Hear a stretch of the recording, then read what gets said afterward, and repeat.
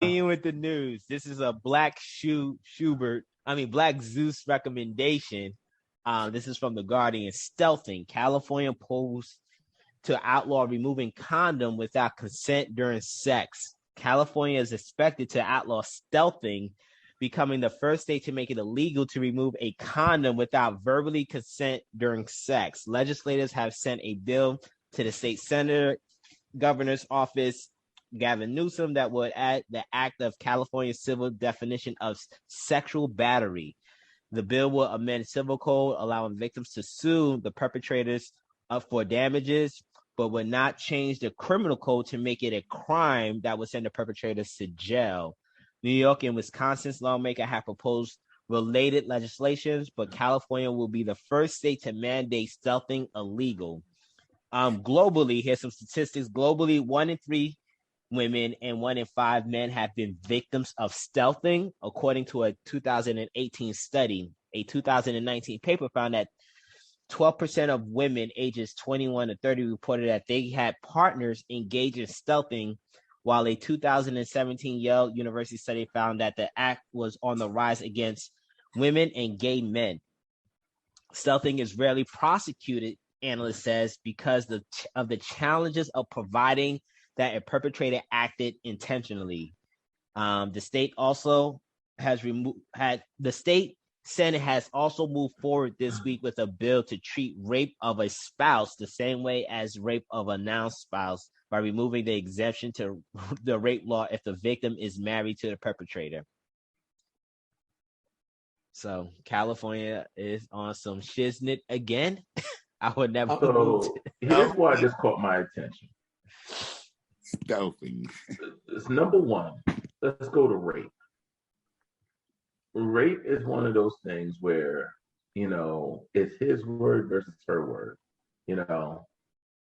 and we have not been able to make a clear distinction on that one. We're basically guessing, and 9 out of 10 times the dude loses because dudes are always projected as the evil one, regardless. Even when it's been proven that the man is innocent, he still has to carry the shame that people say, yeah, right, sure you are, even when he's been proven in a court of law, right?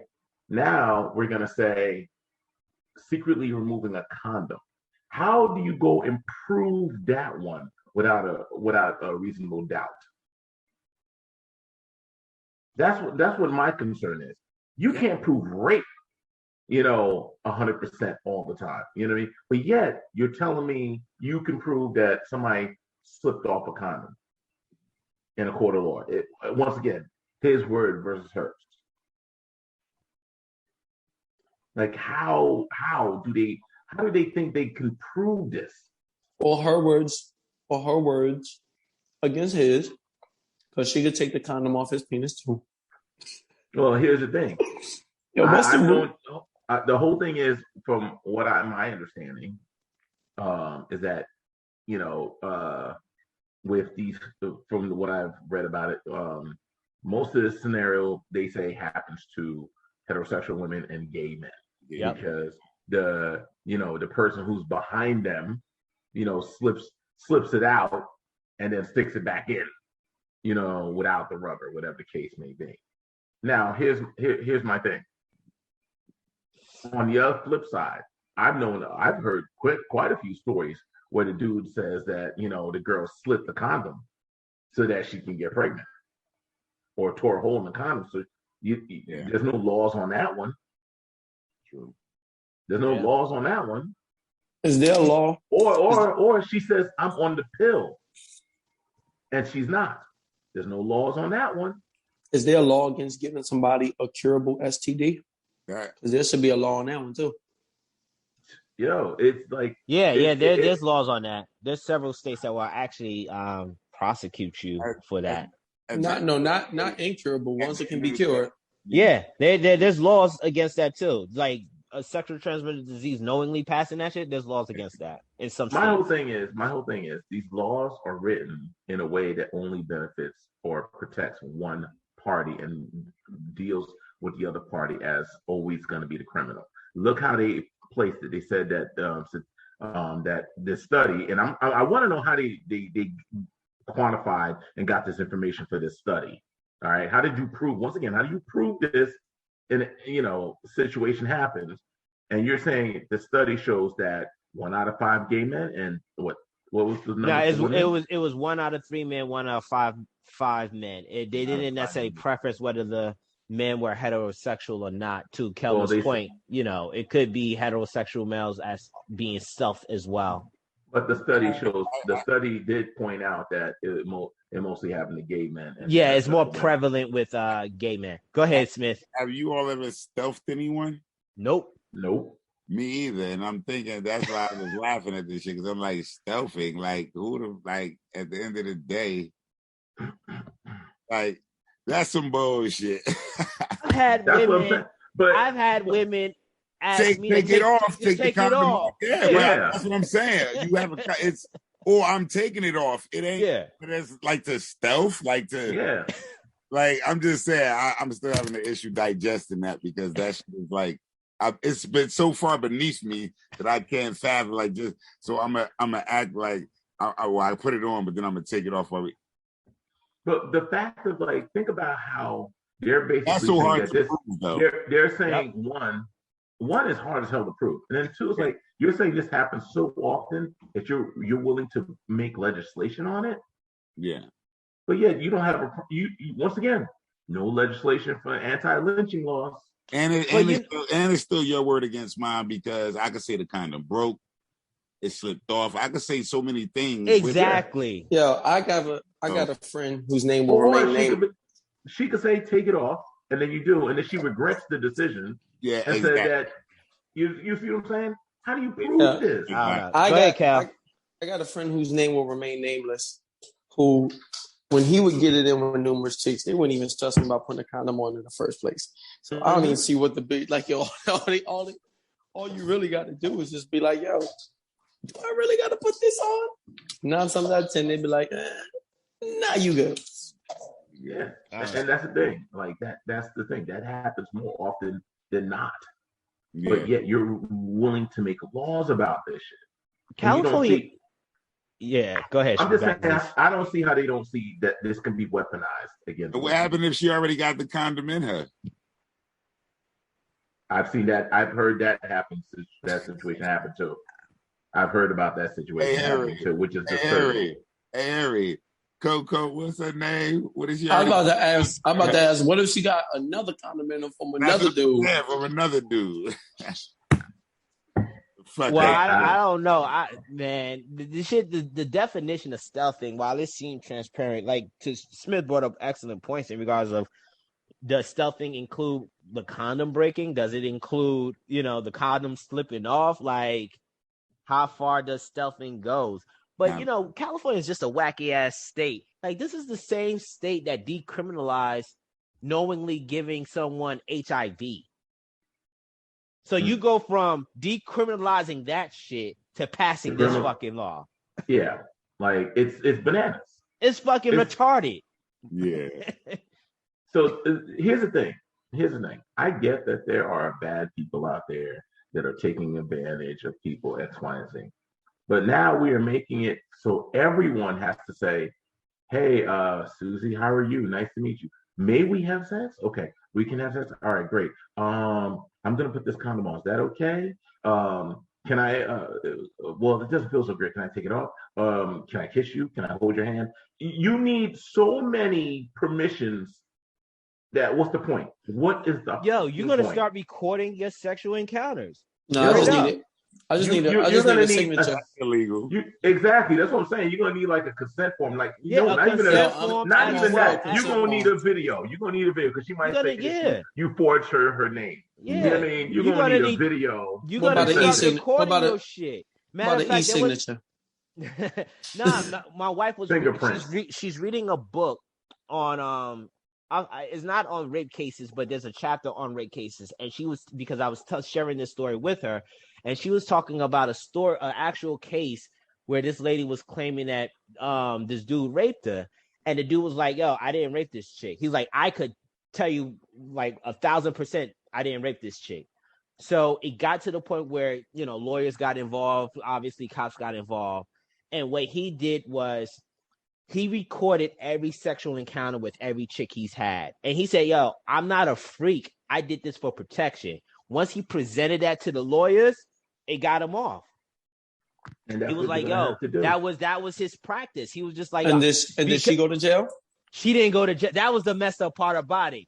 You didn't file a false report. A false report, and you didn't go to jail on that premise alone. Wasted all this money and everything. Yep. Why don't guys make these false accusations a lot more? Embarrassment. Because we got too much integrity. No, it's not that we got too much. No, not even embarrassment. I'm saying, why don't we make these false accusations? Because no one would believe you. Yeah, that's true. I remember being in class in college, and then we were discussing this one time, and we were discussing the possibility that men could get raped, right? And everyone laughed about it, right? Yeah. And the teacher actually explained, yes, a man could get raped. No, he has to be into it. No, actually, she was saying how, and it was a woman, and she was saying how a man could be in a lot of fear and blood can rush to, that area, this, that, and the other. Or he could be drugged into a position like that. And then, the funny thing is, I think maybe sometime later, I did see this movie with Denzel Washington where he was drugged and he was a cop or something. I forget, but the dude was trying to ruin his life. So he kidnapped Denzel, tied him to a bed and drugged him and this, that, and the other, and had a prostitute, I remember that. And all this other stuff. It was crazy. It was crazy. You know what I mean? But that you could easily rebuke that because there's women in cases of being raped still catching orgasm. Studies have shown that. Oh yeah. So it's just the idea just because you're in a rape scenario and you can't get aroused is bullshit. So it's funny because that's the thing is the fact of much how weird this book is presenting. It's not a matter of the reality; it's a matter of the perception. And at the end of the day, we may say this bullshit of, oh, women are equal to men, but yet anything where a man is, anything where a woman could look like she's the weaker sex, oh, they capitalize on that shit. Oh, we're equal when it comes to pay, when it comes to gaining resources, this, that, and the other. But when it comes to labor, we're not equal. When it comes to a physical fight, we're not equal. When it comes to sex, we're not equal. Then all of a sudden it's so which one is it? Are we equals or we not? Yeah. You see what I'm saying? Well, they did a great job. To Kelvin's point, it doesn't necessarily say that this bill is in favor of women. Obviously, there's, they made note of men, but it's interesting, man. Yeah, but when they pulled the study and they specifically mentioned that most of the time happens to heterosexual women and gay men. There's a rise with women and gay men. Yeah. Okay. So who's fucking them? Men. Okay, so what does that automatically puts in the perception is? It's not a matter of you got to remember it's the fact that who's a perpetrator? Men. People will always it's a matter of people's perception of things. Yeah, it's kind of like the whole way right now. All the things that are going on, let's say the Goldman Sachs $10 million or $10 billion push for Black women. People automatically say, okay, well, if you're one, a woman, you're a minority, and two, if you're Black, you're a minority. So if you're a Black and you're a woman, you're a double minority, right? So they automatically see Black women as being underprivileged, and they got to do more for Black women. When it's not true statistically, when you look at Black women outnumber Black men in education, in resources, in every aspect, in every metric, but yet they still want to portray Black women need help. Fuck the Black men. Well, I don't know what race has to do with this particular law, but I'm not talking about. I'm just giving that as an example, how perception is more important than reality. Nah, I get it. All right, let's transition to the next bit of news. Do we got time for one more bit of news, guys? Let me know. I don't know why you would tell us and then ask us. No, I'm asking time-wise. Just spit it out. Spit it out. That's a question, man. Spit it out. Make it quick. All right. I'm going to ask my man Smith. We got these are the headlines. We could talk Nah, about. bro, just do one, Cass. Switch What? it up, bro. Nah, but it's always been successful. I get Smith All right, one and go we ahead, talk Smith. about it. So Smith, yeah. you got 100% rating right now, bro. Don't fuck it up. So we got you 10 for 10. So we could talk about the proposed U.S. rule that will force reporting of all accounts $600 or more. The next news is New York phases out gas-powered vehicles by 2035. And the last one, which is probably the most controversial one, Biden outlines plan to mandate COVID vaccines for millions, stating our patience is wearing thin. Can we please not do the vaccine one, bro? Can we please not do the vaccine one? Yeah, let's not do the vaccine. Everybody Don't do the vaccine, is either vaccinated or wants Hey, to be vaccinated, okay? Hey, Something unprecedented happened this past week, bro. That boy was up there like, my patience is where, he did something unprecedented that no president Let's talk ever about did. the money. Let's talk about the money. That I said that was happening. What's this $600 thing, though? All right, Let's talk about the money. Let's talk about the money. Let's not go there. Smith, we can revisit that one. Smith is 11 for 11, bro. Yeah, He's 11 for 11. He never lets us down. All right, this is from the Town Square, Delaware. Proposed U.S. rule will force reporting of all accounts of $600 or more. A federal proposal that will require banks, credit unions, and apps like Venmo and PayPal to report any account with more than $600 in transactions in a year to the IRS is drawing fire from financial institutions. The proposal, originally part of the $1 trillion federal infrastructure bill, is designed to find money to help pay for the $3.5 trillion federal budget reconciliation, credit union official says. I'm just going to grab a couple of quotes from some notable people. Doug Tversky, CEO of Community Powered Federal Credit Union in Bexar County, Delaware, said that if the rule is implemented, it will mean the vast majority of accounts at his credit union must be reported. Only a small portion have less than $600 a year in transaction. Chaz Brzezinski, president of Dover Federal Credit Union, called the plan absolute madness and a gross overreach of government. My personal opinion, it really kind of violates the consumer's personal privacy, and that's not your business how much money I have going in and out of my account. So the financial reports would allow the IRS to compare how much cash came through a person's accounts to how much was reported each year on an income tax form. So what do we think of Biden's $3.5 trillion proposal to have to spy on people's account, or we have people report more than $600 in transactions? As a dude who has a little side hustle and sell stuff, I'm gonna say no, because right now you only got to report $10,000. Yep. So I'm against it. 110%. Yeah. Now I know that they spending like $1 billion on this proposal, but real talk, the infrastructure bill is $3.5 trillion. They would probably make back. They would probably make back, if not probably all of that, in a couple years in taxes that people would be paying, because that's $10,000. If I sell on eBay and I sell on Amazon and I sell on Poshmark and I sell on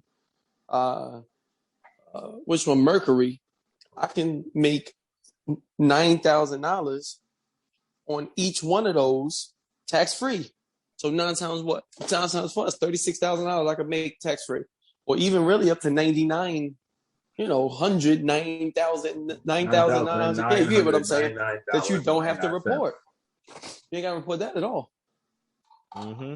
So you definitely make the bread. They would definitely make the bread back from it, because you got a lot of dudes. Not myself, I pay all my taxes, but a lot of people who's not me. Yeah. I'd support that bill if first, that bill goes towards every politician that, gets money and investment and this, that, and the other, any financial or lucrative deal from lobbyists. Go at, when every politician makes all of their financial records completely 100%, crystal clear, transparent, that's when I'll be on board with some shit like that. Because them motherfuckers, whew. And that's going Republican and Democrat, but hell no. No. See, that's why I keep it safe. Yeah, I think that's some straight BS. Like $600 in transactions, like A year? a year. Yeah, you don't need to know that, and then see if I'm claiming that on my income tax. Seriously, that's some BS. I don't like that plan at all. That's like $1.25 a day. I gotta report that shit. Come on now, let's mute that. Yeah, I don't like that plan at all. I pay my son more money than that in allowance. And then wait, you said they're trying to figure out where to find money? Yeah, they're trying because this is a $3.5 trillion infrastructure bill that this administration is trying to pass. Okay, I get that part. And But how are you trying to find money? To fund for this, but making sure that everyone is paying their fair share in taxes. Making sure that my man Kelvin's on an up and up with his business transaction, his business hustle on the side. I definitely am. I most definitely am. Like, does that? See, I'm curious to see how. It might not get passed, bro. They might simply, say like, look, we're gonna scratch this aspect of how we fund this from the final bill. But it is proposed. Does anybody know how like DoorDash and Uber and all of them get paid? They get a 1099 every year. Yeah, they get 1099. Okay. All right. Yeah, so I'm hoping it don't get passed. And my whole thing is like, why would you go so low from 10 G's a year to 600? Because this government like, that is lowish. No, like, it makes all the sense in the world. Literally, my son makes $10 a week doing, household chores. All right, so you're basically telling me that you would tax a 10-year-old. Yeah. Like, and everybody who's paying child support is just fucked already. Hold up, fellas. Y'all don't understand why they're doing this shit to $600, bro. No, I don't. See my screen? Yeah. This is the U.S. debt clock. That's see this right here? You spending money. Look at this shit. My problem. This is our debt right now. What motherfuckers? I know. I'm glad people sit at home getting free money. Yeah, that's what I'm saying. It's like, yo, they didn't think about that when it was given. Yo, how backwards is that? Y'all making the dudes who's working pay more taxes to give to the niggas who ain't working. That was my argument with somebody just the other day. It's like, I can't get with that. I gotta step up and pay more for other people. Yeah, for all the motherfuckers that's fucking up their own life. So they're trying to, because this $3.5 trillion is one of the most outrageous proposal. Which, when I think infrastructure, I'm thinking roads, highways, buildings. Nah, there's other social justice warrior shit going into this motherfucking bill. And you got to find ways to fund it. Every year, they're increasing the U.S. credit card limit. Look, man, this goes to what I've always said, There's not a single thing that I think government has run successfully. And this is straight up down what my man Smith has said in the past. Military. That's the only thing government runs successfully is military. It depends on where you land ethically. I was about to say, I don't think they run that successfully. Yeah, it depends on where you fall ethically with that. Because we just talked about Afghanistan. Hey, look. Yeah. Well, you showed us that defense war. Touche. It's not. Defense war, they just spend a lot of money. They just spend a lot of money. My bad. You're correct. They like the school systems. They spend a lot of money in shit, not being successful at all. They just throw a lot of money at shit. That's all. Yeah. So I just, like my man Smith will say, we're entering a lot of slippery slope when it comes to this sort of government overreach. $600, is it like a far reach that you said, Black Zeus, from 10,000 to 600? Yeah, but I'm not surprised that they even pulling this shit. Like, had they said we want to drop $400, listen, had they said they want to drop it from like 10,000 to 5, I would been like, all right, 7,500 or something. Yeah, they didn't even cut it in half. They didn't even cut it in half. They just straight said, no, we're gonna cut this shit by like 94%. Yeah, man. Hopefully, I wonder Go ahead. I wonder if they're gonna do that too with the. When you bring in money in from another country, the limit's $10,000. Are they cutting that down to 6 too? No, some of those countries already got those limits. anything when you bring in over 10, you got to pay taxes on. So you taxes. got to pay taxes on 600. Yeah. I don't know, man. I don't hopefully, like hopefully they if I get a strike this chance to down. vote on it, I'm voting no. I'm voting no too. Like, come on. Absolutely. Yo, who If anything, this means that people need to reach out to their U.S. senators and make sure, like, look, y'all. I'll tell you who vote yes on it. A bunch of young millennials that ain't got no money, that's bad with their financial decisions. They're gonna feel like, oh, this finally, the guys who bigger than me gonna get theirs. Well, this is gonna come down to the Congress is voting on this. So what needs to happen is motherfuckers need to get on the phone with Congress and say, yo, this one shit that you got proposed in this bill, you got to strike this shit down. Yeah. These sort of votes. do the people get to vote on these at all? Do they ever say? No. Bills get drafted and they get voted on by your representative. This is why local elections matter. At the most, people can go to. So we just. Is it Congress? No, is it where you can go and they'll allow you 2 minutes to speak. Oh, like the little town hall meetings. Yeah, it's like town hall, but it's on the federal level. Like those Capitol Hall hearings and stuff like that. Yes. Yeah. Like, she was right. You could speak on it. That don't mean much that of don't anything's going to go anywhere. But at least you spoke on it.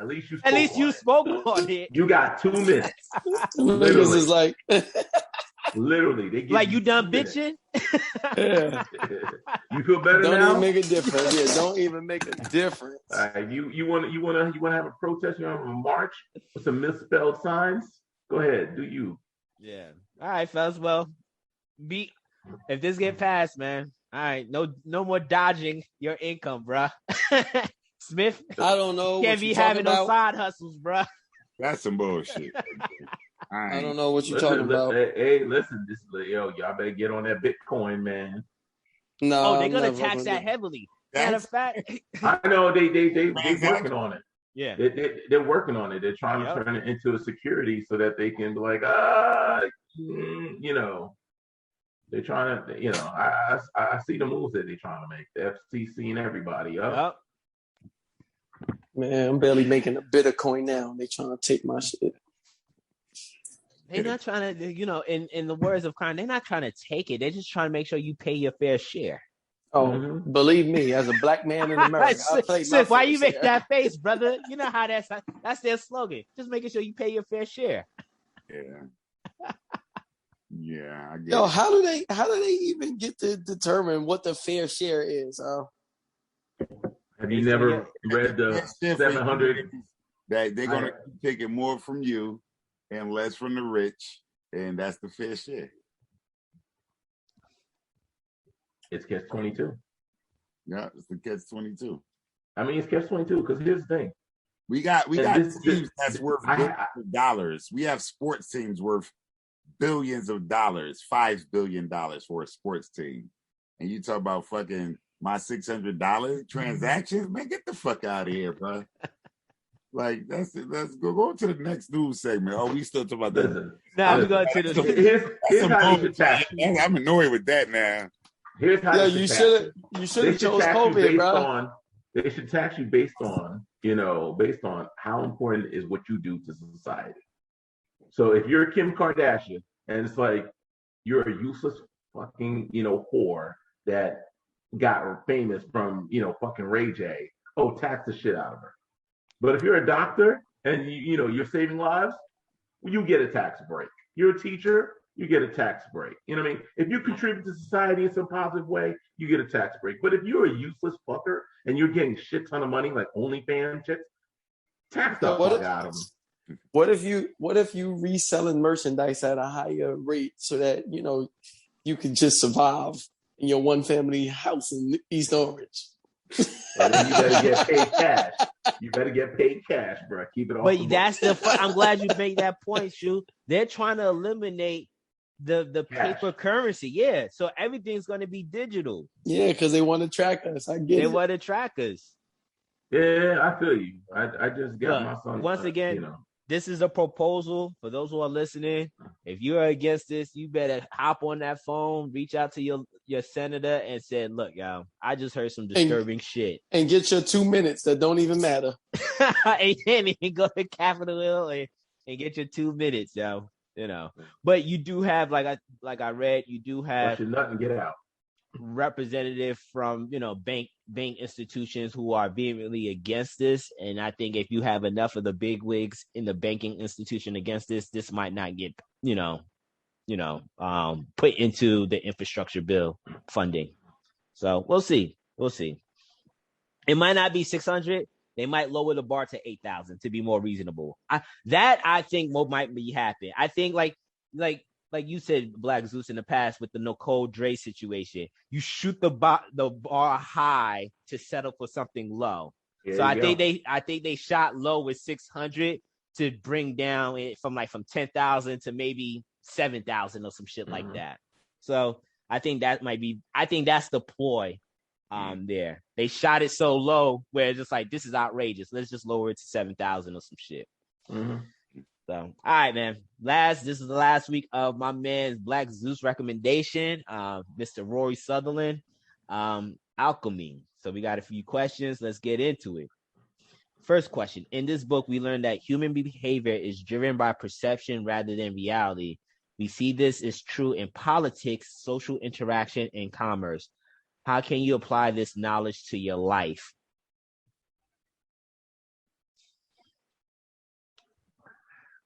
This sounds like a peacocking sort of response.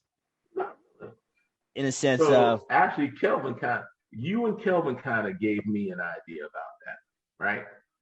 So elaborate. Here's the thing. I will elaborate. You most recently took your wife out to dinner at a high-end restaurant. Yes. And it's quite the experience. And, the food, the drinks, the ambiance, all of that, and you pay quite a high price ticket for it. While Kelvin most recently took his wife on a hike and then had a picnic in the park. Not as high, not as much ambiance, not as much, but the whole thing is, it's like it all matters perception. So perception on Bradley, somebody might be like, you spent all that money just to eat food. You could have just went to Ruth Chris, you could have went to Applebee's or this, that, and the other. But it's a matter of perception. So your perception made it worth the $300 you spent. Versus, you know what though? Somebody else might look at, Kelvin and be like, this cheap motherfucker made this woman go out into the woods and sit in the dirt and eat food that he made, some raggedy old sandwich. While it's like, no, actually, I see, while somebody else be like, no, he was being romantic and being, this, that, and the other. So it's all a matter of perception. So it's just a matter of like how you apply it in your life. Yeah, look, all of it is how you sell it. Cheap bastard. Right? All of it is how you sell it. So we had metal detectors at our school. This has been like the norm. We're one of the few middle schools or elementary schools who have metal detectors. So we're saying, look, let's go on and remove it. Before we did that, we spoke to security. We spoke to a lot of teachers who've been there for a while. And all of them are saying, like, look, the reason why it was put in, it was like 8-9 years ago for a specific group who we felt like, this one dude showed like a gun online. So they felt like they needed it. So then there was one teacher who felt like, no, we still need it. We still need it. So we said, look, we're going to remove the metal detectors, but then we're going to have a conversation with the kids and, talk about like the pros and cons. So this is K through 5th? Yeah, but no, K through 8, but we had the middle school kids walking through it, not the younger ones. So so now we had the middle school teacher was the one who was going to have the conversation. She wrote down the pros and cons. So now she's bringing back the paper and it's like, everybody's agreeing that they should still keep them in. So I'm saying to myself, I already know the way that like the perception of how she sold it was, guys, if you keep the metal detectors, we could do so and so and so. So it's not even necessarily about like, what you're saying, but how you're giving the information to where the kids is like, okay, maybe it is a good idea. You know what I mean? So you could have easily took somebody and mind you, her stance was, I think we should keep it. So now you can take the same conversation with somebody who feels like, yo, I think we should get rid of it. And based off the way that you present it, even the same information, the way that the kids perceive it is differently. Smith, you know this, bro, from the way that we present that info with the little kids. So, it's just all, it works on all different levels. So. Now, with that explanation, was there any talks about safety or the current statistical numbers in regards to why? No, there was no stats. I mean, the only facts that they were rooted in was just more so like, oh, this has happened here before. That sort of vague communication. Even though these 8th graders were in like 2nd grade when it happened. You know what I mean? Yeah. Like, and all the kids and nobody actually even bought anything in. They took a picture of a gun online, and posted it online. So nothing was actually bought in. That's not to say that it wouldn't happen, but it is to say, that it didn't happen. Mm-hmm. So pretty clever. I don't know. Yeah, that perception works, man, on all different levels. Yeah, but what is there a way you think you can apply it in your own life? Yeah, I mean, I applied it all the time as a teacher. Mm-hmm. Yeah, all the time as a teacher. Whatever I wanted them kids to think, and I mean, I'm not steering them wrong, but it's like, yo, whatever you want them to think, or you want to change their thought process, or motivate them to do something, like, you get them kids to do it. Yeah, like an aspect of it, I'm having some difficulties with this to how it's applicable in my own life, because there's a level of being disingenuous about giving a different perception off of what is really happening. I can't think of how I would purposely. But you already do it. How? So, from the time that let's say, all right, let's go back to dating. When you date a girl, right? You can't deny that you're sexually attracted to her, but you can't say, "Hey, how you doing? I'm sexually attracted to you."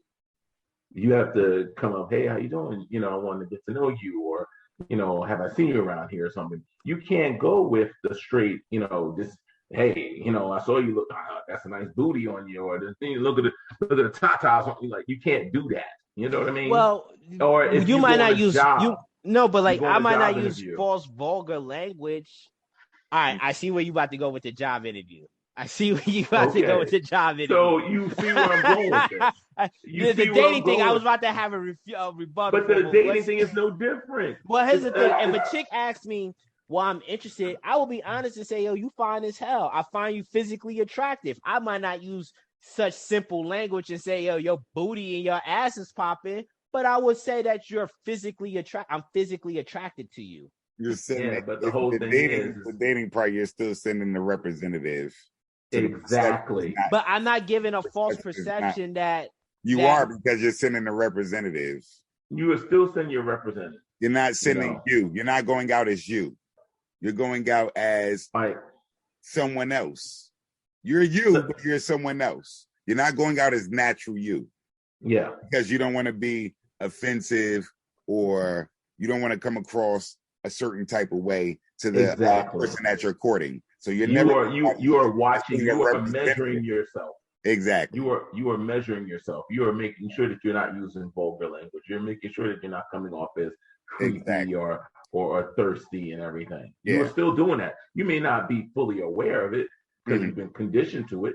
Yeah. But you are doing it. Okay. And the whole thing is we do it in so many ways. Not just like necessarily in dating, in most social interaction. We don't always say what, is on our minds. We're being PC, not to offend anybody, even though we may completely not agree with someone on a subject, and we could be straight up about how we feel about it, but we're measuring our words to not offend someone so that our message isn't misconstrued, much like how he explained about the Dutch and the English. You know what I mean? Mm-hmm. So the whole thing is like we apply these things a lot more often than we realize. Is what I'm trying to get at. We do use this stuff in our everyday life, and it's kind of crazy in a way, unless you're West Indian, because West Indians just tell you what it is. They were like, they just roll like that. But but in our everyday American society, we watch what we say and how we say it because of how it will be perceived. And that's the thing. It's like the old saying. It's not what you say; it's how they felt when you said it. Yo, this whole idea of like the way that we perceive shit just shows like how fucking simple-minded a lot of us are. Yes. It's just like, yo, shiny object, I want it. Yep. So perception. That's how fragile society is. Yeah, like niggas that eat a pigeon. Niggas eat pigeon if you call it squab. Yeah. You had a fancy name to some shit. Niggas is like, ooh, pigeon don't sound good, but squab sounds tasty. It's what he said, the two comparisons with the Louis Vuitton and the TJ Maxx. Yeah. Mm-hmm. And when you're going to Louis Vuitton, they could print the price up even more because you expect an expensive, absorbent amount of money. And TJ Maxx, they put their prices really low because you're expecting to get a good deal, and you might even find a Louis Vuitton in TJ Maxx for a greater deal. You know what I mean? It's like what's fucking with the perception of it. You know what I mean? What's fucking with the one where niggas lower their prices all the time, but a nigga would rather pay something that's 20% off than to have the price lowered all the time. Like, that shit is stupid. Well, I think the perception with that is the quality of the brand. Like, no, they saying I'd rather say that I saved 20% than to say that I paid, cheaper than whatever the extra person, than whatever the next store is selling it for. Mm-hmm. Like when I walk into some shit, like I went to Express yesterday and I saw 30% off, 20% off. Oh shit, 70% off. Let me go look over there. Like that's the first spot I'm going to. Yeah, but that's only because you've been clothes. That's because you've been Dave Ramsey. All right, you've been re-educated. And that's what I was saying about you're not stuck in the matrix like everybody else. Like for me, I look at something like that as what's the quality of the brand. Like when I see something severely discounted, I'm going to be like, okay, this is some shit that was that my fault, guys. Nah. But again, he's in the store, the same store, it's the same brand, but they got a clearance of 70%. And that last week, Black Zoo spoke to that. Like I go to this store, I go to that store, I go to a discount store. So they got the clearance rack in Express or in True Religion. Yeah, but the clearance rack quality. It's not the quality. It's the same product. It's the same product. No, but it's not. Well, my experience. Check it out, Cash. It might be last year's edition. You understand? Yes. I get that might be out of season. It might be out of season. But like when I look at clearance racks and versus to what's in stock, like those are two different sort of quality stuff. Like I look at, for instance, I was at Kohl's and I was looking at Adidas and stuff. What they had in clearance versus to like what they had in stock, I was like, these are, I don't know. Like for me, I just looked at it. I was like, this is some flimsy T-shirts and shit that they just had somewhere and they just want to get rid of inventory. That's exactly what it is. That's what I'm saying. Like, and I'm saying like when I see stuff like that, I look at it like, oh, this is just some shit that you're just trying to get rid of that you have in inventory versus to what you had on the. It may not. Go ahead. Nah, go ahead. No, it's not just because it's flimsy, but I know that, like I've even asked when I've tried to buy sneakers in bulk, for example, the manager would be like, I can drop the price on this one because we only got 3 pairs left. It might not be some shit that's old, but it is like, I'm trying to push it out. Now, if I got 15, 20, 30 pairs of this shoe left, I can't drop the price because niggas still want to buy it. So it may not be old. It might not be old, like, yeah. Like I got these, it comes down to like popularity of the item. And whether or not, even when you look, it's just more so like, okay, I looked in the clearance section. All they had left was smalls. So it's like, or either have smalls or extra larges. They didn't have none of my sizes. Because that's all they got left. So it's like, yo, nigga, we're dropping the price to get rid of this shit. Now, it's the same quality. Nigga, I found me a tie for $1.80. Yeah. Like, that wasn't no less quality. You know, the Express, whatever, wasn't no less quality than the ones that was $20. So I'll give you a better example, right? I'll give you a better example to keep in perspective. The housing market. Back in 2008, when the housing market crashed, people, you know, damn near couldn't get rid of their houses, right? And it was a complete buyer's market. Did the houses get bigger, smaller? No, nothing changed. But the whole thing is the value of the house in people's eyes dropped. Now look at, you know, 2021, you know, where it's like, oh, everybody's out for a loan, and then the housing market has, you know, skyrocketed. Has any of these houses got any bigger? Have you got any more property? Has it been upgraded? No, it's just the value has gone up depending on your perception. But there's reasons for that perception for the value to go up, though. There's justifications for that. Is there really? Yeah. Is there any more justification? Think about it. Is there really any more justification than the clothes? When people want it, it's hot. It's more expensive. When people don't want it, it's less expensive. That's the same thing with the housing market. When nobody is buying, you know, when nobody's buying, and when nobody's buying, then and it's the buyer's market, then the whole thing, the price drops because nobody's interested. But when everybody's interested, the housing market goes through the roof. I don't know. That's kind of different because you had the Federal Reserve impact the housing market to make it appealing for buyers perceiving that they could afford that. But that's the thing. It has to be appealing to buyers. If buyers say, fuck that, we don't want it, the value of it drops. No matter what it is, if people's perception, if people don't want it, the value drops. Value is based on perception. It's like, once you add that little color to the detergent, things like, dang, this shit must be super powered detergent. Yeah. Niggas are stupid. Yo, real talk, you know. Yeah, you put 3 stripes in your toothpaste and you got the hell yeah. Like, I don't know if it's I don't think people are stupid. I think, man, this goes back to the past couple of weeks in regards of how things are marketed. Like, what are the signaling antics that cause people to perceive things differently? Like, I don't see that as people being stupid. I just think that, sometimes it takes certain gimmicks to lure people in. That's what he's saying. But the thing is, what I won't do is like saying like that's saying that people are stupid. Maybe people aren't stupid. Matter of fact, the fact that you're having to pull all of these antics goes to show you that people aren't stupid. Sometimes you got to do things differently to really entice people. So why will a nigga pay? Why will somebody pay one price for a blank white T-shirt that has Louis Vuitton written on the tag on the inside than they will for a blank white T-shirt that comes from H&M? It comes with a different level of status. But things that you can't see. But the perception of that status give you a different feel. That's it. Feel and stuff like that. It gives you different feelings. And it has nothing to do with intelligence.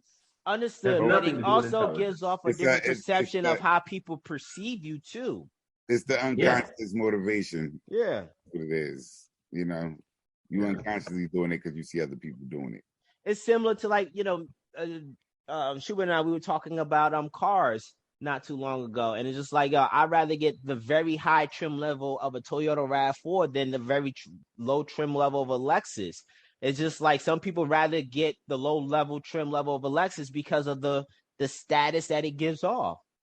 Which is stupid to me because niggas, you don't even experience the outside of your car while you're driving. Understood, you only experience the inside. Someone's going to respond differently, but people respond differently. Yo, that's not stupid to you. Like, I find it stupid. That's what I'm saying. But it's stupid. But it's the whole aspect of peacocking. Yeah, it's like it goes with that. People treat you differently. People be like, "Oh, you got such and such," or you have like the perception of what you have weighs in favor. I don't know. I feel like a chick would look at a dude with a top of the line RAV4 the same way as a low level Lexus when you get inside and be like, dang, I didn't realize your shit had all of this. But you got to get her inside. But exactly, you got to get him inside. Well, any chick who was impressed by that shit ain't got no car anyway. So that bitch got at least walk up to your Not shit. necessarily. Not necessarily. But I mean, it's all a matter. There's certain things that's a matter of perception. And then there's like, it's kind of like what I was talking to you about earlier, Kel, about the barbecue thing. You know what I mean? It's, I'm doing the research on it, trying to fully understand it, this, that, and the other, before I go and, get involved. But the whole thing is, most people don't do all of that. They just go with, oh, everybody wants that. I want it too, because everybody else wants it. It must be something good. It must be something great. Ask 9 out of 10 people why they want Louis Vuitton. They don't know. Why they want Gucci, they don't know. They're just like, it's the hot shit. It's better. It's high quality. How do you know? Like, I've only met like 3 people that can actually, tell me about stitching, about fabric, about how well something stands up in time, or resale value over, like I've only met a handful of people that actually know. Yeah, I'm gonna be honest with you. I don't even know if the quality of Louis Vuitton, I'm not saying it is or isn't, but I don't even know if the quality of Louis Vuitton is better than like a Levi's. I honestly don't know. I personally don't even give a shit. That's what I'm saying. Hey, Cash, you just don't want your jeans to be tight. Yeah, exactly. That's right. That's the perception I don't want to make sure is like this. I don't need no ball. Tight on me. I don't need no ball hugging jeans. Yeah, that's all. We just don't want no ball hugging jeans. That's all. I can dig it. All right, we're gonna transition to the next question. I'm gonna stick with Black Zeus because this kind of ties in with mine. So the author mentioned UBI. For those who don't know, Universal Basic Income. After the past 2 years of federal stimulus and unemployment payments, do you think UBI is a viable route for the U.S. economy? And just keeping, and this kind of ties in with my question. So if you guys could recall chapter 7.4 and 7.5, where the author discussed obvious solutions the government can do to make pensions and medical decisions easier for citizens, why is it that the functioning body of government is so complex to the point that they can't make simple solutions? So one question you have, whether or not UBI is a viable option for the U.S. economy. And the second question is, why can't government do things to make things easier for people to make better, rash decisions? So as far as government making things simple for people to make simple, rash decisions, I don't think government will do that. Can they do that? I think so. Will they do it? No. For 2 reasons. A, because of nuance, and B, because it's easier to control people, manipulate people when they think something is bigger than their understanding. It's like, oh, you can't possibly figure out how to read the Bible or learn God without the pastor telling you. You can't possibly understand finance, or government without, the president telling you. You always have to have some sort of entity or power over you that, that you have to realize you need this person or this group or whatever the case is. And the government's not going to release that power to you, one. As far as the UBI thing, that's tricky because like you showed off the national debt. I think the only way that the UBI thing would work is if A, the national debt was actually resolved, and B, if you had one universal cost of living across the United States. The cost of living in Ohio is not the same as the cost of living in California, which is not the same in New York, which is not the same in Texas, which is not the same. So to have a UBI would be really tricky. So just to be clear, UBI is basically giving a set amount of money to people each month, right? Correct. So basically saying the fact of if we said across the country, it takes $35,000 a year to survive, everybody gets $35,000 base to start with. And then you could take it up or you could sit on your ass. Yeah, so you guys probably remember a couple of months ago, we did a story with Ras Barak in Newark. He is implementing a UBI program where like 400 families are going to be part of the program for the next couple of years. So, I mean, honestly, that shit don't make. I'm in favor of that because we already helping niggas live. So now you telling me I'm gonna get more money for this too? Yes, the government's not already helping necessarily people. more money. Well, The you UBI, said. so here's the thing. UBI, So I start with 35K. You start but with then my 35K. salary's lower. The whole thing is you start with 30. Everybody starts on the same ground, 35K, right? If you decide to go to work, whatever the case is, you could go ahead and go to work and make more money. Now you got to remember, if everybody gets a $35,000 start, jobs are going to say, "Well, you already get $35,000 from the jump, so I only need to pay." Man, I ain't trying to hear that shit, nigga, because the nigga at the job still get 35K too. Everybody getting that shit. Even the nigga everybody's at the job. getting 35K, but the whole thing is, if you're starting for 35K, instead of me paying you, if I'm paying you 80 right now, that's based off of you getting 0. Yeah, but nigga, I'm working for you based off of you not having no money. You getting 35K too. No, but here's the thing: is the fact that you're working for me, not based off of what I make. You're working for me based off what I can give you. And if I'm being taxed at a much higher rate, because you got to remember that money got to come from somewhere, right? And the whole thing is, who gets taxed the highest? Business owners, higher income earners, the wealthy. That's where that money comes from. So if I'm getting taxed on this end, that means I'm gonna pay you motherfuckers a little bit less. Hell, I'm fine with that if at the end of the day, which puts you I right end up back making. To where you at right now, but Well, no, if it puts me back to where I'm at, then. I don't give a fuck. That's no different than what we doing. A percentage of the money. No, that's no different than what we doing now. We're basically helping niggas we're helping the less fortunate. That's just how I put it. For salary earners, it probably won't make a difference. But for wage earners, it'll make a huge difference. I don't think it's a viable option for America. Go ahead, Smith. Elaborate. Yeah. I don't think it's a viable option because, like you said, based off the last 2 years and giving people money and stimulus money and unemployment money, you've made a certain group of Americans lazy. Yep. And made them or just brought out what they actually are?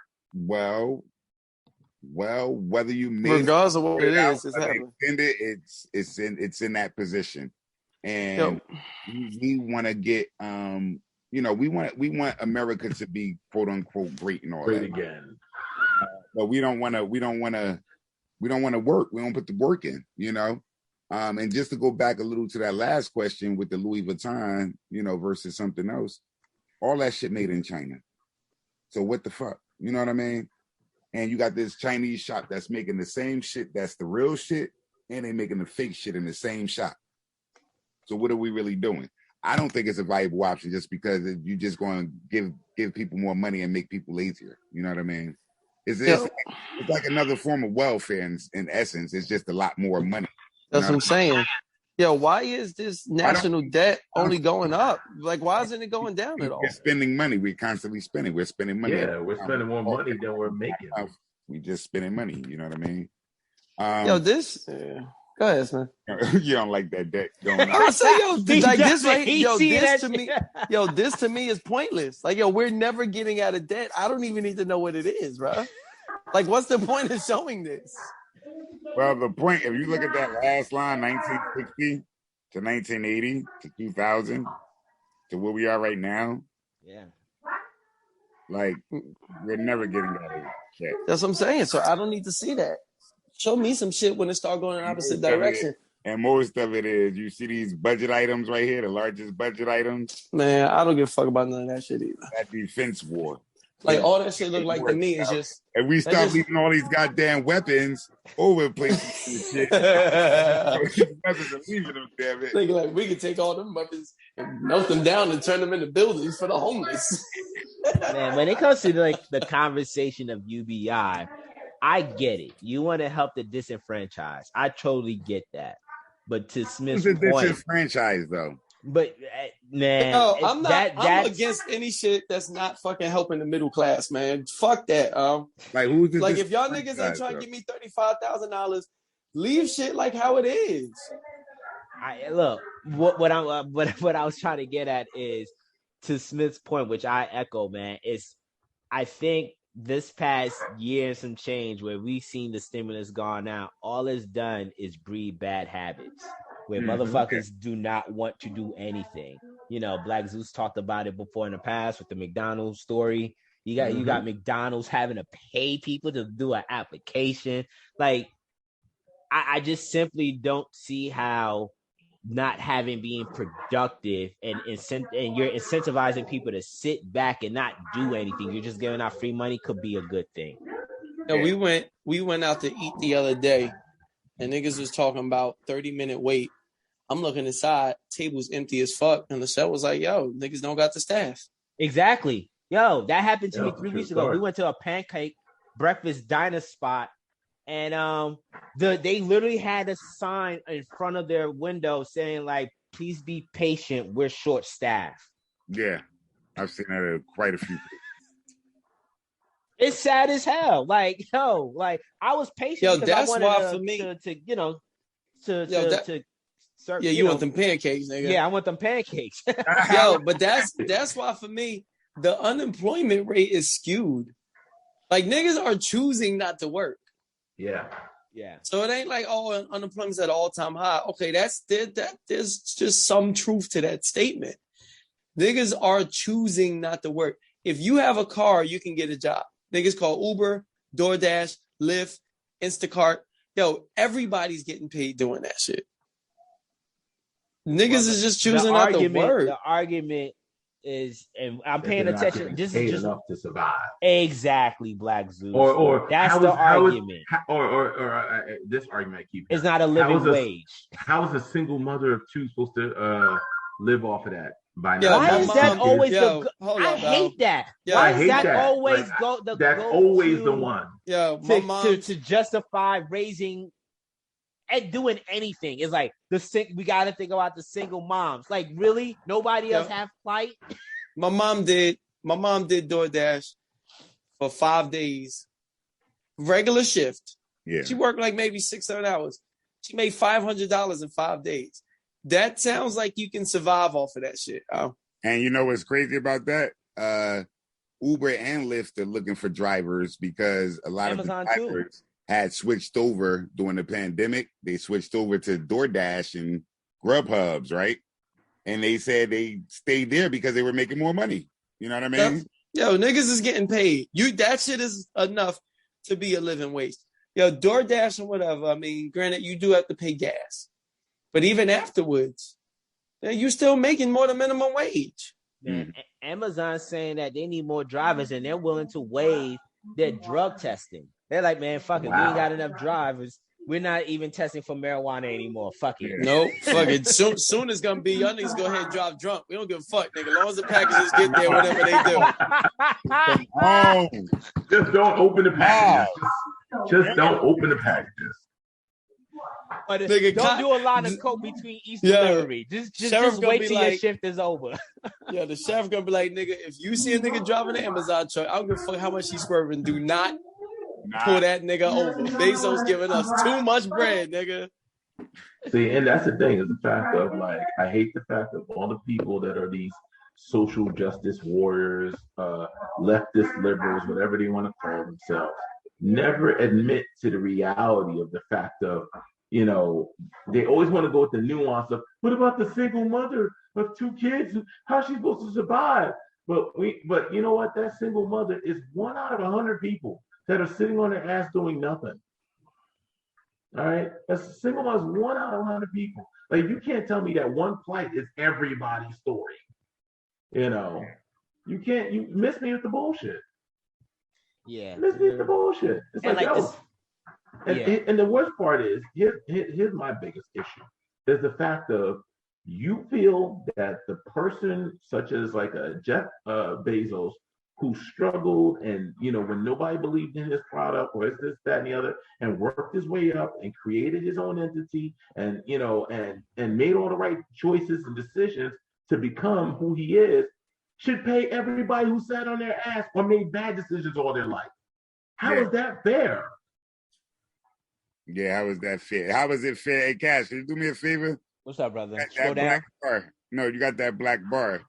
I'm looking at this. The U.S. population is telling me one thing, and then it's telling me that there's another part of there's only there's only a certain amount of taxpayers that pay for all of the U.S. population. Yes. Yes. Yes. Yes, that's exactly it. Yes. I wanted to thank you for moving that black bar. Look That's at exactly that. it. Look at that. Look at the difference. Yes. Like, come on, man. Like, that's the thing. It's the fact that these people always want to make this consignment or this statement of like, oh, the rich should pay, but it's like the rich are paying. The wealthy, the business owners, we are paying. Yeah. All right, we are paying, and then it's just like, here's the worst part about when we are paying. We're paying, and we don't get any of the benefits of that shit. Yeah. There's no workman's comp if I lose my business. There's no Social Security if I lose my business. I'm on my motherfucking own. Yeah, but I still gotta pay the taxes for everybody else.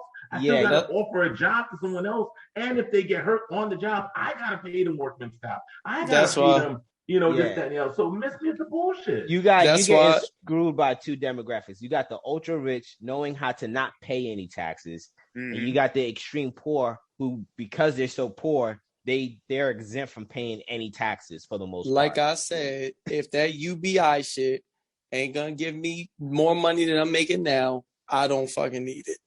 Like, when is niggas gonna make a fuss about the middle class, bro? Let me get something. Yeah. Oh, dude, look at another 20 years, 40 years. 20 years. Oh, shit. 20 years. I get to I'm saying another 20 years, it may not be a middle class. No, go the other way, Cash. Go down? Yeah, damn. Cash, just fucking drop the link in the chat, bro. This nigga to the left. Nah, but I was looking at the last part of that. I was just looking at that. That's Smith, you absolutely right though. That's some fucking bullshit that we're paying for 2/3 of the population. Yes. That's why I'm like y'all niggas is wilding. These arguments is like, I'm like, what are you talking about, homie? What are you talking about? Yeah, there are a lot of jobs that's available. You know what though? Look at the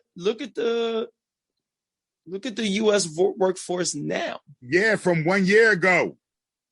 That's less people. 7 million people said, I don't want to work right now. They're giving it Niggas all working, bro. It's called sit at home and collect. And then they talk about wait till I see that waiter, man. Like, oh, you the nigga. You the reason why my burger took 30 minutes instead of 15, bro. Take your ass back to work, nigga. I mean, think about it. If people in majority or middle part of America, right? Let's say it costs $35,000 to survive. That's what they're saying the national median or average is, right? And the government by itself gives you $600,000 a week, right? That's $600 a week by itself is $30,000 a year. Yeah. By itself. So if you get an unemployment check as well from the from the state, you good. Yeah. Yeah. What incentive do you have to work? Like I said, until they start offering some shit for the middle class, nigga, I'm not trying to hear nothing about no fucking UBI. Well, you got to make sure you get in the right senators because But to the second part in regards of my question, like, well, the reason why I posed that question is because when they were talking about Medicare, like the author was talking about Medicare for all, and he was talking about how to raise taxes to subsidize such a program. He says that a lot of times there's hesitancy amongst people because they're not sure where the money is going. And his solution was, how about you do an itemized balance of where your tax money is going? And it sounds like such a simple solution for the government to do that. Say like, hey, of your dollar, 20% goes to this, 30% go to this, your 40%. They can't do that though, because why can't they though? They'll change. Not because they'll change where some of this shit is gonna go. Like, how many times do they pull funding from one thing to go towards something different? Or is it that we're gonna point out that we're doing some reckless spending that's contributing to this national debt? That's what it's going to point out. Yeah, that's why they don't want to do it, because that's what it will point out. Yeah, but then there's also no way to hold them accountable. Like, I mean, not accountable, but to see whether they're telling the truth or not. Because then they're like, man, that ain't what you spending the bread on. Or here's the other aspect of it. It might also be us. We might also not realize, like, yo, like we just showed the chart of how many people are actually paying into the system versus how many people are taking out of it. You know, that might be a reality that we may not be ready to handle as well. Because you got to think about it, the Social Security system is new. That people used to work till they die until like 1941 after the Great Recession, the Great Depression, and everything. All right. So Social Security is still a new thing. And now you got who was it? Reagan that took money out the Social Security system in order to pay for other things. Yeah. I think it was Reagan that took it money might have out been of it. Reagan. Yeah. All right. And now the whole thing is there's not going to be a Social Security for us in this generation, in the Generation X, even though we're paying into it. And you got to look at the fact that, listen, your Social Security system was based on people dying in their 60s and 70s, and now everybody's living to be 80, 90 years old. I don't know, man. I think in addition to filing taxes, there got to be a way to be more transparent. Granted, this, I think, for anyone who's probably listening to this and what we're referring to in regards to these numbers, if you go to the U.S. debt clock, it will show you where the government is handling our finances. I just think that I think it will give a different perspective, and it will definitely lend to, if you want programs like a UBI, a Medicare for All, I think having like the Rory Sutherland pointing out, saying like Brother Sutherland pointing out is, yo, the simple solution is to itemize what we're, each U.S. tax dollar is going to, but. Yeah, there's still ways around that, man. About testing the validity of that shit. So, whatever, man. All right, last question. This is my boy, Mr. Henry's. In part 7, it was stated that we must justify why a product price is so cheap. Why must we do the same for expensive products? Why mustn't we? Oh, why mustn't we? My apologies. I have dirt on my phone. Why mustn't we do the same for expensive products? If you feeling like a pimp, nigga, go and dust your phone off. I got mad smudge on my phone. My bad. I'm sorry. That whole dirty phone thing just threw me off. Yeah, me too, right? Yeah. Nah, because why you got dirt on his phone? He like, yo, my bad. That's just nigga like, yo, my bad. Fell in the grass and dirt, and I ain't get a chance to wipe it. This nigga like, my bad. Hold on, y'all. I got a little bit of cum on my phone. What was the fuck did that shit say? I shit you not, man. I wish I could like dirt on his phone. I'm like,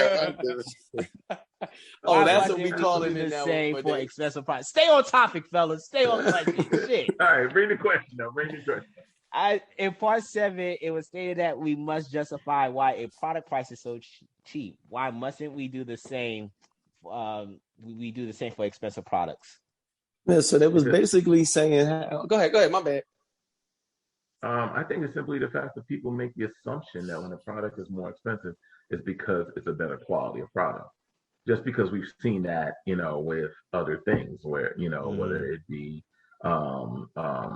clothing items, household wares, vehicles, we have learned to make the assumption that, something costs a little bit more. It must be worth that price. Exactly. That amount. So when we're so used to something costing more, the minute that something costs less, we're like suspicious of like, why does it cost less? Why don't you want more for it? Is something wrong with it? Is that why you're bringing the price down? Yeah. Yeah. Why am I getting such a good deal on this? What's wrong? Exactly. This deal can't be for real. Yeah. It's the same thing we were talking about, I think a few weeks ago when we were talking about why didn't you get the Kia? And it's still we look at a brand name and it's like, but the car seems to be good. Mm-hmm. But if it was that same car with a different logo on it or symbol, something different, name recognition, you would jump to it. You know what I mean? Yeah. Like, damn, that's fire. I'm gonna get it. You know what I mean? Just because you already equate sometimes that brand loyalty with a certain, price point also. Yeah. So I don't know. But Smith, that shit goes, listen though, that goes back to your point where niggas is making fake shit and real shit in the same exact factory. And you also think about, I don't know if it's just Nike, but I remember reading a story. Niggas is about the price that it costs to create a Nike sneaker as opposed to what they're selling it for. Yes. So like, yo, your shit really ain't that high quality. Not that it's not high quality, but it's not that much higher of a quality than these fucking Skeds that was also made in China. In that same place, yeah.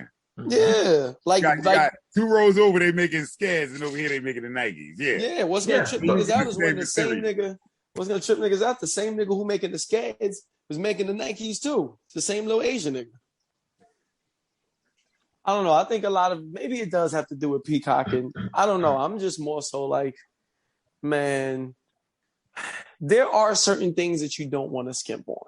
Like Fruit Loops, and Fruit O's don't necessarily taste the same. Like, but if I'm looking at like Shop $20 seats and $100 seats are not the same view. No, they definitely $20 seats. Shot fire. Yeah, but you're in 2 different levels on that. The shop right. Like, it's like toilet paper, man. You know what I mean? Yeah. You can't go cheap on toilet paper. Toilet paper, you kind of get what you pay for. If you try to get, what though? You got newspaper. But I will say, I can attest to that shit. Yo, I will say, literally that I will say brands like Kirkland and Great Value, which is like Walmart shit, and Bowl and Basket, which is like ShopRite shit. Yo, their quality isn't that much low. That's what I'm saying. It's not that much lower than the ShopRite aluminum foil ain't that much worse than the Reynolds aluminum foil. The Great Value Ziploc bags ain't that much lower quality than the fucking Ziploc. Yeah. But the difference is that you have to have that experience and that knowledge to know the difference. That's the thing. Like I said before, the handful of people that were able to tell me the difference between a Louis Vuitton bag and a Louis Vuitton bag, that was not like a Jewish reference or anything. Yeah, that was right. I don't know why I said that, but anyway, the whole thing is the difference between the two. They know they could like literally someone showed me the stitching and they told me what the fabric was made out of and this, that, and the other. I was like, oh wow, that's impressive. But most people don't know that to make that distinction. Like you talked about the Nikes. Like personally, I'm not a Nike fan. I will not buy Nike sneakers, especially for myself. Because I understand the fact of one, Nike. A lot of the Nike sneakers have a high arch, which does not support my foot. And then a lot of Nike sneakers are more for the appearance and the name than the actual quality and performance. So I'll buy a pair of New Balances. I'll buy a pair of Brooks. I'll buy sneakers that may not be as popular or as peacocky, but I get a better quality and performance out of it. Yeah, and those sneakers aren't cheap either, too. No, they're not. No, they're not. They're not cheap either. They're not better on my foot than is Jordan that I got to take the insole out because the whole thing's I got to be well informed in what I'm buying. Yeah. That's the thing. People are not informed in what they buy. They just buy based off of what is popular. So, for instance, like he mentioned a pension. It's much easier to get into a pension that everybody else is in. And that way I don't have to do the actual research or this, that, and the other. If somebody else sees something wrong, they'll blow the alarm. And then everybody else is, it benefits from that one person blowing the alarm. But the whole thing is most products, nobody blows the alarm. Nobody's actually doing the research or anything like that. It's like we said about the car, the Lexus and the Infinity. I mean, the Lexus and the Toyota. Or Nissan, whatever the case may be. You know what I mean? Like nobody's blowing the alarm on that shit, And sometimes even when you do, people are still, embedded and so brand loyal that they're like, I don't give a fuck. I'm still gonna keep buying this because it's, it's Nike. Because it's Nike, It is Nike, Yep. All right, fellas, that wraps up this book. What? And Henry stayed on? What? Yo, I was about to say we need to get. Well, he said it. He said ovation. it right after the news that before the news that he'll stay on till 11. After his 35-minute interlude. Yeah, after his rant. That he'll stay on till. And tell you the truth, it wasn't even a fair trade because he went 30 some 35 minutes, but he only gave us 15 more minutes than he normally does. Like, we got to give him 35 for him to give us 50. We got jit, fellas. Oh, he gave us a false perception than reality. Exactly. Yeah. Okay, I see what you pointed out there. You see that? You see that? You see that? There? Yeah. He gave us clearance rack. Yeah, he gave us clearance rack. 70% off. Disrespectful. Oh man, Smith, you up next? You got your book, bro? Hold up. What's your grade? Oh, let's get into the ratings. Yes. Thank book, you, Black Zeus. What's the ratings, fellas? Smith. Oh, me? So I actually didn't read this one. I listened to this one, but I actually enjoyed the book. I'm gonna go piggyback off what Cass said. It was only the last like 7 in the conclusion where the accent started making me like, all right, dude, what the fuck? The British accent that you said. Yeah. I started hearing it, and I think you might have put it in my head to make me hear that. And I started paying more attention to it. So, but overall, I would give it a 4. Because it touched on some things that I wasn't privy to. You know what I mean? Okay.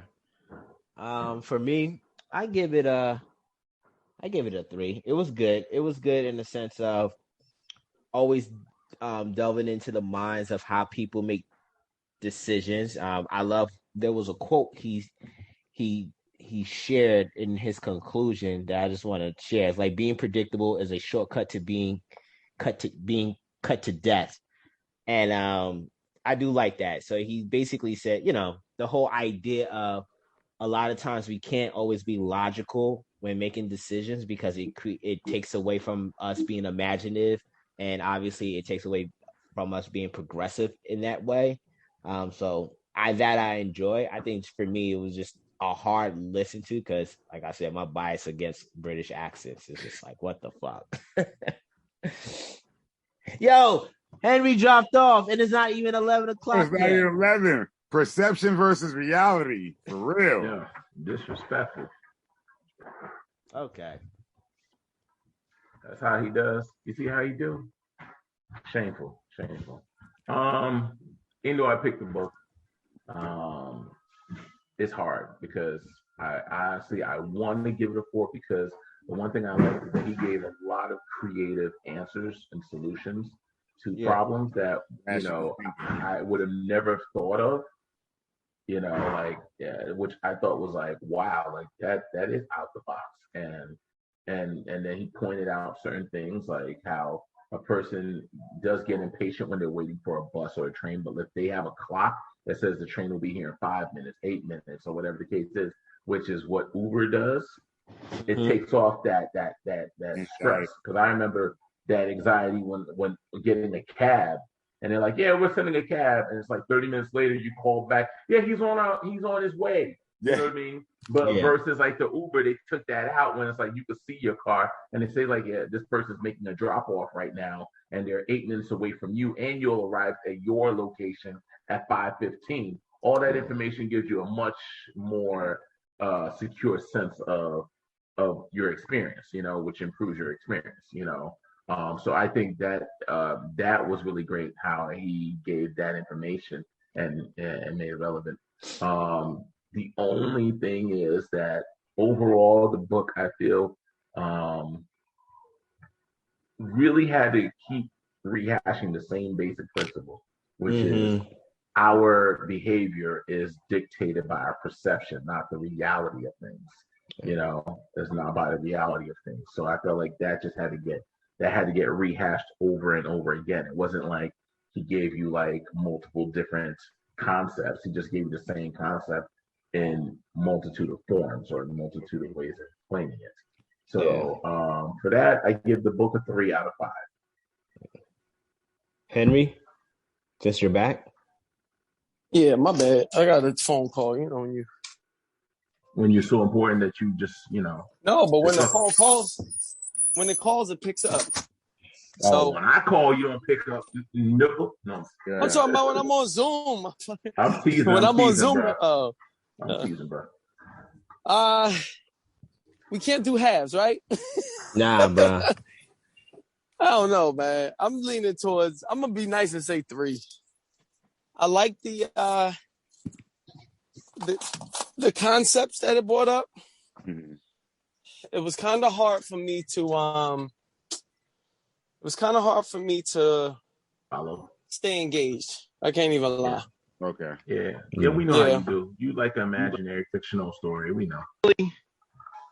I'm normally, I don't know. It was hard for me to stay engaged with this one. I can't lie. It probably was the accent because again, I like the fact that it was still talking about and like Black Juice said, it was rehashing, but they're talking about abandoning reason and just entertaining the idea of the irrational possibilities, and understanding that the irrational thinking can be a key to problem solving when you start thinking irrational and knowing that that